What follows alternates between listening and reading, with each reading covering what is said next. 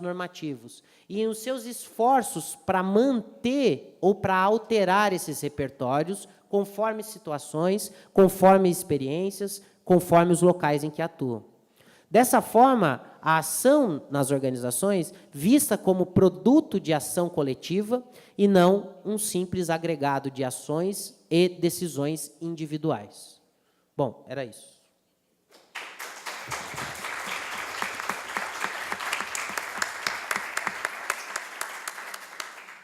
Merci beaucoup, Gustavo. Je vais donner la parole maintenant à Sayonara Leal de l'Université de Brasilia qui va nous présenter une communication qui s'intitule « Régime des capacités critiques face aux dispositifs de compensation ». Bom dia a todos e a todas. Gostaria de agradecer também, embora eu faça parte, né, do comitê de organização, mas pelo trabalho realizado conjuntamente para a realização desse evento, né, e a presença aqui de todos vocês. Bem, em primeira mão, eu gostaria de mencionar, né, que o trabalho que a gente vai ser apresentado aqui é um trabalho feito em conjunto, né, com alguns estudantes da graduação que têm realizado um trabalho de iniciação científica, né, que eu estou orientando. E a equipe, então, os membros da equipe, né, o David Castro, que eu não sei se está aqui, o Lucas Arocha, que está trabalhando na monitoria, o Lucas Dias, que está aqui, né, também na monitoria, e a Ludmila Condé, que está ali nos ajudando, passando os slides, né? Então, é um trabalho reflexivo, né, que tem sido feito em termos dos resultados, né, que a gente tem coletado nessa pesquisa, né? Então, em primeira mão, eu preparei, né, até para facilitar um pouco a tradução, um texto que eu espero seguir, mais ou menos, né? E eu já estava aqui reescrevendo o texto durante as apresentações. Então, também eu devo dizer que esse trabalho a gente começou a realizar há cerca de um ano, né, acompanhando catadores e catadoras num momento bastante crítico, né, que é o momento do fechamento do lixão da estrutural, né, chamado oficialmente como aterro do Jockey, né, que é, na verdade, um aterro controlado, não é um aterro sanitário, né, é um aterro controlado. E esse aterro ele fica numa região administrativa aqui do Distrito Federal muito próxima, né, ao plano piloto, né, e sendo o segundo aterro, não sei se a imagem está muito boa, mas é o segundo aterro maior, considerado o segundo aterro maior do mundo, né, com certeza o maior da América Latina, né. Então, eu vou falar um pouco de alguns resultados, né, da nossa pesquisa em relação a como esses catadores e catadoras, né, eles têm encontrado,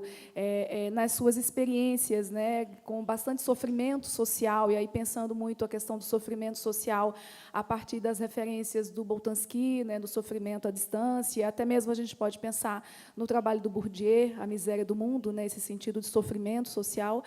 né, que é efetivamente expresso por esses catadores e catadoras numa situação, né, bastante problemática, né, que a gente vai apresentar ali mais adiante duas modalidades de situação problemática, em que esses catadores se expressam, né, sobretudo se contrapondo, resistindo, né, a um dispositivo, e aí a noção de dispositivo que está perpassando a nossa análise de um dispositivo de compensação, né? São as ações compensatórias oferecidas pelo poder público, né, para compensar as perdas em termos materiais, enfim, desses catadores e catadoras, né? Então, inicialmente, tem um fenômeno interessante que bom, aqui são algumas situações, né, na catação do lixão, que já foi fechado, né, são fotos do ano passado, né? Próxima, por favor, Ludmila. Então, a gente localiza, na verdade, né, um problema de pesquisa, né, que tem a ver com um quadro, né, de racionalização da gestão dos resíduos sólidos, né, no Distrito Federal, e, obviamente, é uma política nacional, né, mas o nosso interesse é lidar com os impactos dessa política em termos do Distrito Federal. E esse quadro de racionalização ele está fortemente vinculado, né, a um quadro também de ambientalização, né, dessas ações públicas que são voltadas efetivamente para a gestão do tratamento de resíduos sólidos, né, que tem implicações aí diretas, né, na vida societal, né, e socioprodutiva dessa população, né, de catadores no DF, que no DF a gente tem em torno de 2.800 catadores de resíduos sólidos, né. Entre esses catadores, né, se a gente puder fazer uma classificação de grupos de catadores, a gente tem os catadores avulsos, né, que são aqueles que atuam sem nenhuma vinculação com cooperativas. A gente tem os catadores cooperados, né, que são vinculados às 8, a uma das 8 cooperativas que reúnem catadores do lixão destrutural. E, entre esses catadores cooperados, a gente tem aqueles catadores que não foram incluídos, né, nos chamados galpões de triagem, né, de resíduos recicláveis, né. Esse é um problema que a gente tem estudado agora nessa fase da pesquisa. Eu vou mencioná-lo mais no final, porque ele ainda está numa fase muito embrionária, né. Então, em relação a esses catadores, a gente também tem trabalhado com um grupo de catadores, de catadoras cooperadas, não incluídas nos galpões, por uma questão, inclusive, de faixa etária, e que são consideradas as pioneiras do lixão, né? São mulheres, em geral, que estão efetivamente atuando são pioneiras efetivamente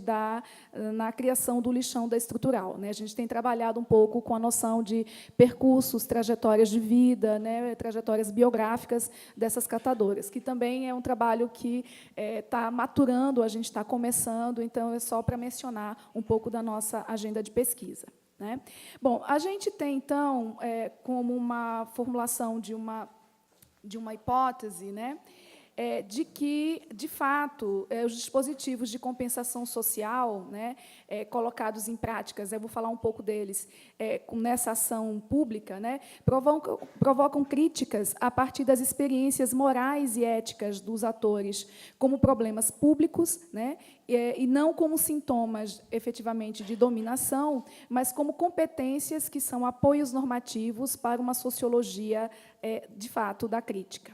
Disso decorre, né, que o contexto de experiências individuais negativas dos catadores interfere nas operações reflexivas desses cidadãos e cidadãs, formando uma nova gramática moral e social sobre o seu próprio estado de insatisfações com a ordem social e política, né, formando assim um público efetivo, né, mais no sentido do Dewey do que propriamente no sentido do Habermas, né. Então,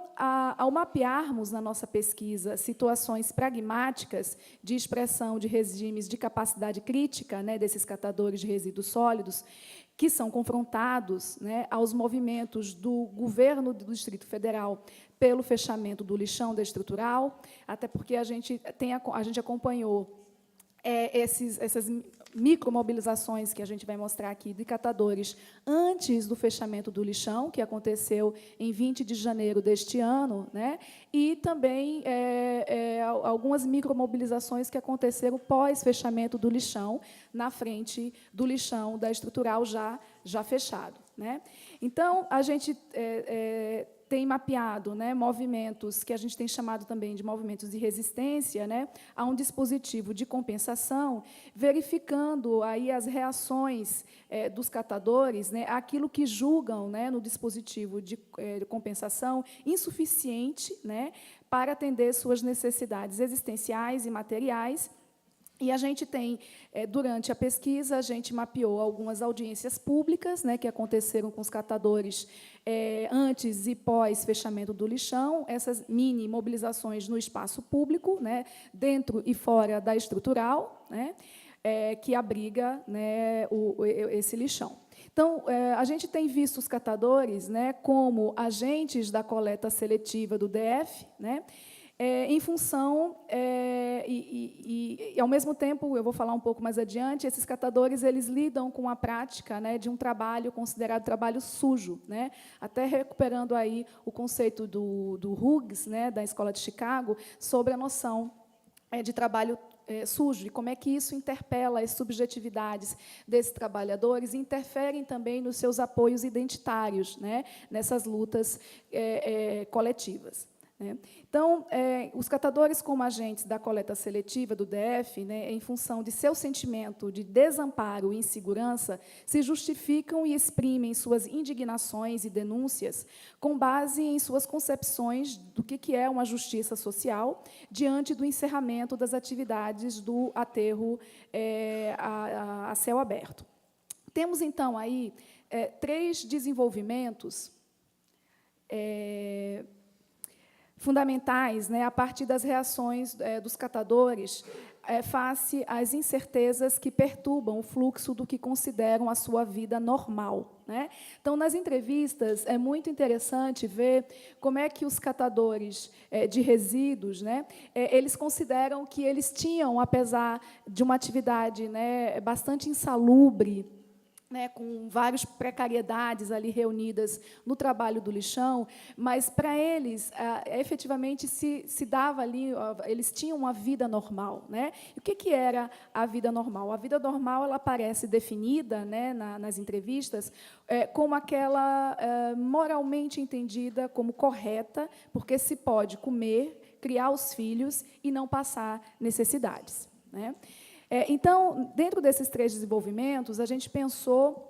as manifestações, né, dos catadores, né, em micromobilizações, simbolizando e performatizando suas críticas, né, e demandas de reconhecimento de sua agência enquanto atores históricos da própria coleta seletiva. Lembrando que o Distrito Federal, né, o Brasil, ele produz um grande volume de lixo, né, a gente produz cerca de 200 mil toneladas de lixo por dia, né, e o Distrito Federal produz cerca de 4.667 mil toneladas diariamente, né? E, desse total, menos de 50% é efetivamente reciclado, né? Então, a coleta seletiva é algo que, neste momento da pesquisa, a gente tem verificado no trabalho nas cooperativas, né, nos galpões de triagem, como um problema muito, muito sério, porque, na verdade, você não tem resíduo para todos os catadores, né? E tem chegado muito lixo orgânico, o que não deveria acontecer nos galpões. Então, se repete algumas situações de insalubridade, né, que eles encontravam no lixão e que eles encontram hoje nos galpões, né, ao ponto deles mencionarem nas entrevistas que o que mudou se eles lidam ainda com lixo orgânico num lugar fechado, abafado e, inclusive, produzindo, né, um líquido tóxico chamado chorume, que no lixão a céu aberto eles não têm contato com o chorume, né? Bom, um segundo movimento que a gente fez na pesquisa foi estudar também, né, o acionamento das expressões identitárias, né, desses catadores, lidando com o paradoxo de regimes subjetivos que transitam, né, entre trabalhadores sujos e agentes ativos, né, da coleta seletiva, o que vai repercutir em suas lutas de reconhecimento social em termos de categoria socioprofissional, né, e de protagonismo citatino na atividade socioambiental da reciclagem. Um terceiro desenvolvimento, né, é essa inserção socioprodutiva limitada que a gente tem visto, né, nos galpões de triagem, em regime de empresa social, né, remetendo aí à ideia da cooperativa, onde persistem condições insalubres de trabalho, né, e pouca remuneração, além das inadaptações ao cooperativismo. Com isso, a gente não quer dizer que os catadores e catadoras tenham uma aversão ao cooperativismo, mas eles não foram socializados para essa lógica cooperativa, né, porque o trabalho sempre foi isolado, né, avulso no lixão, mesmo esses catadores sendo cooperados, né? Então, a prova, de fato, né, da lógica cooperativista, ela está se dando no interior organizacional dos galpões, né, onde as cooperativas atuam né, efetivamente no trabalho da seleção, né, da triagem de materiais recicláveis, né? Bom, então, o nosso objeto de pesquisa nos permite acessar a vida de catadores e catadoras, né, de rejeitos, enquanto atores socioambientais da economia dos resíduos recicláveis, que são consideráveis descartáveis pela sociedade, né? Então, trata-se, na verdade, de agentes ativos e históricos da coleta seletiva, detentores de importantes saberes ambientais. Por exemplo, é muito interessante ver com os catadores que o olfato deles, né, já é efetivamente um mecanismo capaz de fazer a seleção e a triagem de resíduos, né? Eles desenvolvem um olfato bastante aguçado nesse sentido. Então, esses atores eles dominam uma gramática social relevante, né, norteadora de tratamento de resíduos sólidos, com essa experiência no trabalho no lixão. Então, no Brasil, eles são responsáveis, né, eu acho importante falar um pouco da figura, né, de quem é o catador. No Brasil, eles são responsáveis pela catação de 13% dos resíduos que são encaminhados para a reciclagem. Então, desde a década de 80, né, a categoria de catadores tem se organizado por todo o país em associações e cooperativas e, mais recentemente, em redes, né, institucionalizando sua atuação em sintonia com noções de direitos humanos e de economia solidária, né? A gente tem o Movimento Nacional de Catadores, então, é uma categoria que é bastante organizada, né, nacionalmente. Então, no mundo social dos catadores, em geral, os vínculos trabalhistas são frágeis, né? A contribuição para o sistema previdenciário é pouco recorrente e o exercício da catação de lixo se dá em função da falta de outra alternativa, né? Gozando de reconhecimento precário por parte de outras camadas sociais, o que nos leva a pensar a atividade de catação compatível com o conceito de Hughes, né, de trabalho sujo. Então, tal trabalho se refere a tarefas e ocupações percebidas como degradantes ou que provocam alguma forma de nojo, né? Assim, o adjetivo dirt, na designação de Hughes, remete à ideia de estigma ou de mancha, podendo ocorrer no plano físico, social e moral, né? Dessa forma, o sujo pode aplicar-se a algo fisicamente repulsivo, a alguma coisa que age como um símbolo de degradação, a alguma coisa que retira a dignidade de uma pessoa, né? Então, o trabalho sujo figura como aquelas situações, né, e atividades de pouco prestígio e com pouca visibilidade social, em geral estigmatizado, mas que, ao mesmo tempo, são importantes para a reprodução social, como, por exemplo, o trabalho da coleta seletiva feita pelos catadores. O conceito sociológico, então, de trabalho sujo de Hughes, como suporte para pensar o trabalho da catação de resíduos nos lixões, implica, e aí também uma incursão, né, pela psicologia social do trabalho, em sua linguagem crítica, na compreensão de quais dimensões psicossociais, econômicas, morais, identitárias estão envolvidas, né, na existência e na realização desses tipos de atividades e na discussão da própria dinâmica social e dos processos de constituição dos sujeitos. Assim, a gente pode vislumbrar, na nossa pesquisa, que, na atividade do trabalho da catação, há um elemento ontológico da relação entre o sujeito, catador, com o real, né, a atividade da catação, que não determina, né, é uma coisa que a gente tem visto na pesquisa, necessariamente um registro de si negativo em relação ao desprestígio de sua atividade socioprodutiva, uma vez que o discurso associativo acerca da relevância da atividade da catação de rejeitos como significativo para a vida citatina é marcante quando ouvimos os catadores falando a respeito de si mesmos num contexto de autorreferência identitária. Mas, ao mesmo tempo, esses agentes da coleta seletiva se dão conta da estigmatização social e moral da qual são alvo, o que nos faz pensar, a partir também de Hughes, que a mesma sociedade que cria a necessidade por trabalhos sujos priva aqueles que os realizam de um status social requerido e obtido em ocupações mais prestigiadas nas esferas da vida social. né? Então, a partir da contradição aparente entre trabalho sujo da catação e o trabalho necessário para a vida citatina, da triagem, né, de materiais recicláveis, nós nos deparamos com o tema da fenomenologia de ser catador, né, que envolve, né, sua identidade social, que nutre uma gramática política de reconhecimento com questões redistributivas e simbólicas, né, nos termos do Honneth e da Nancy Fraser. Isso nos conduz a pensar como esses trabalhadores, mesmo exercendo atividades insalubres, submetidos a toda sorte de precariedades, não necessariamente sustentam suas identidades a partir da percepção da degradação das representações de si pelos outros. Observamos que, mesmo os que sofrem a estigma social pelo fato de realizarem trabalhos sujos, sustentam suas identidades sociais ancoradas em coletivos, em forma de associações, movimentos e cooperativas, posicionando-se, inclusive, politicamente, enquanto agentes ativos da coleta seletiva, né? O que a gente quer dizer com isso? Que não necessariamente a percepção dessa estigma, e mesmo sabendo, né, que eles estão lidando com um trabalho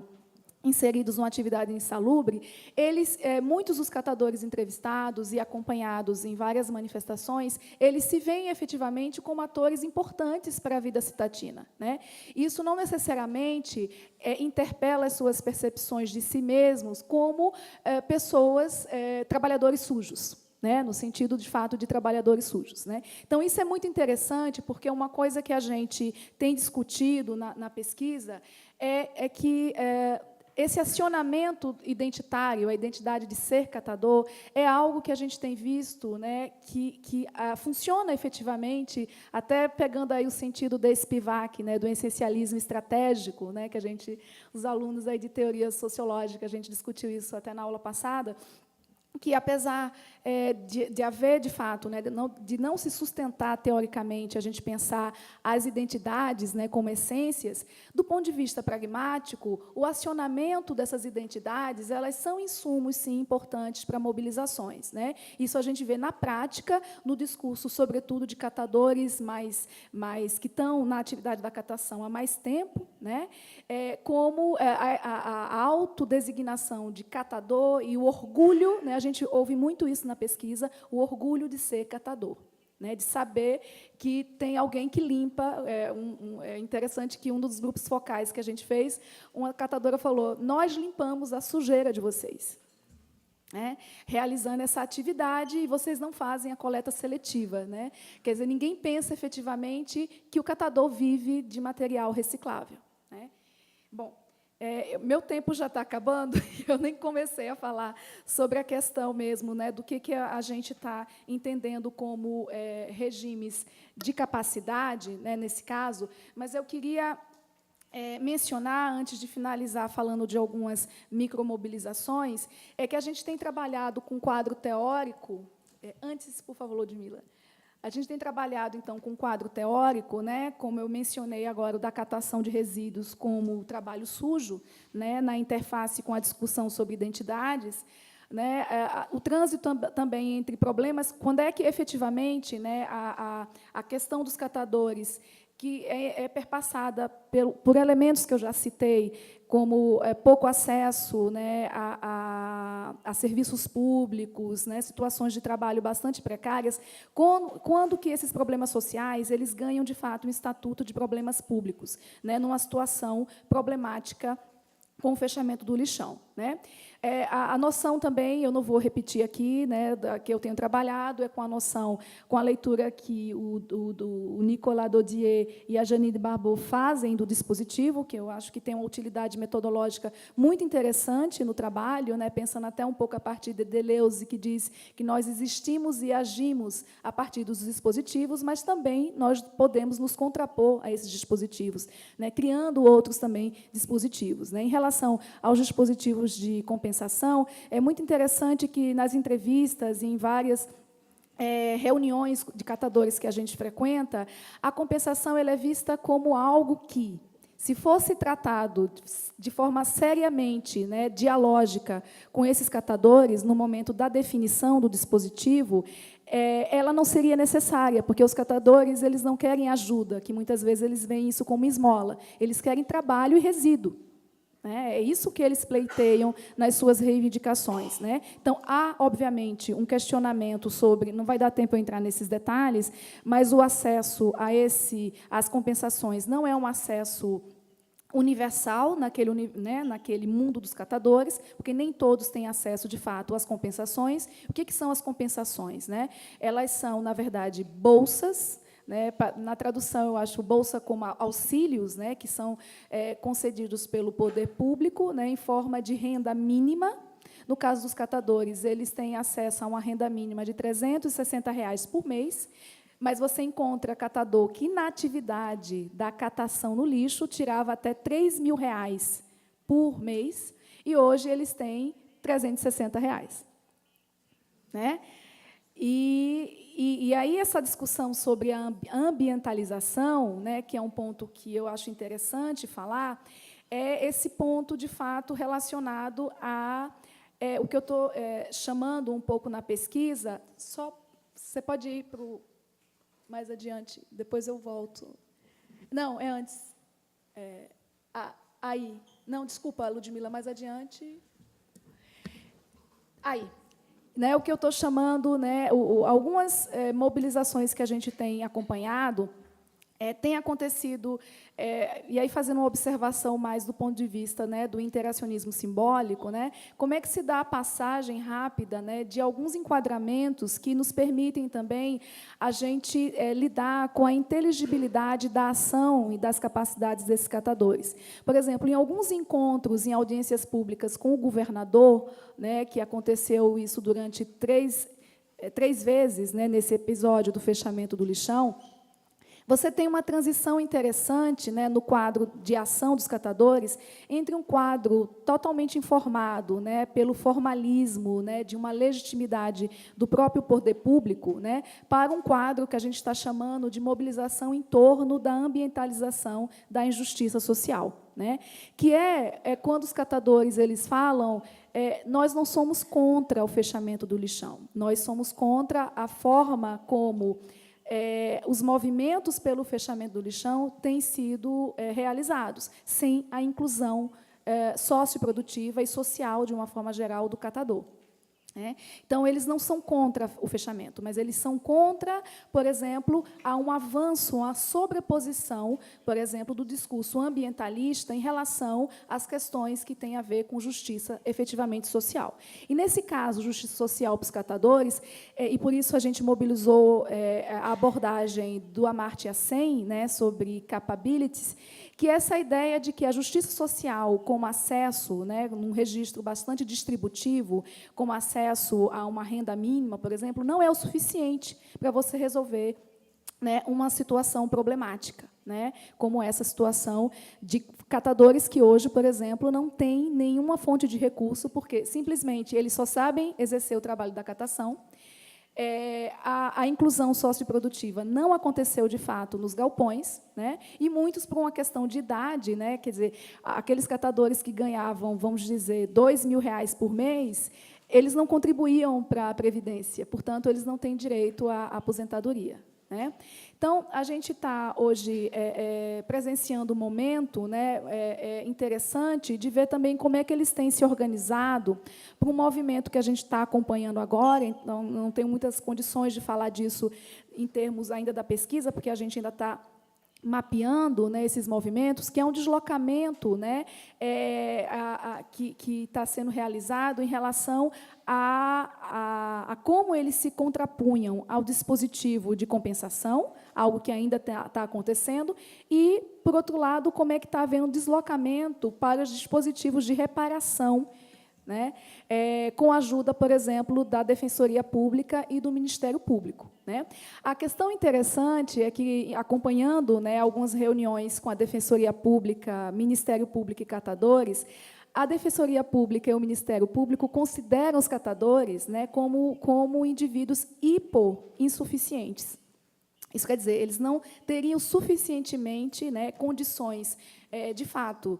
até mesmo cognitivas, não no sentido cognitivo, mas no sentido mais condições de dominar uma gramática que pudesse efetivamente fazer frente, né, às designações do governo.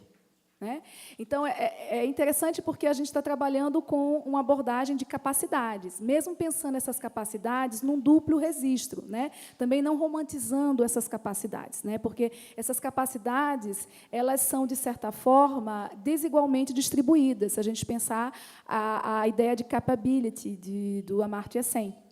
Né? Então, ela está relacionada a acesso a alguns direitos, né, que potencializam liberdades e ações que estão vinculadas àquilo que efetivamente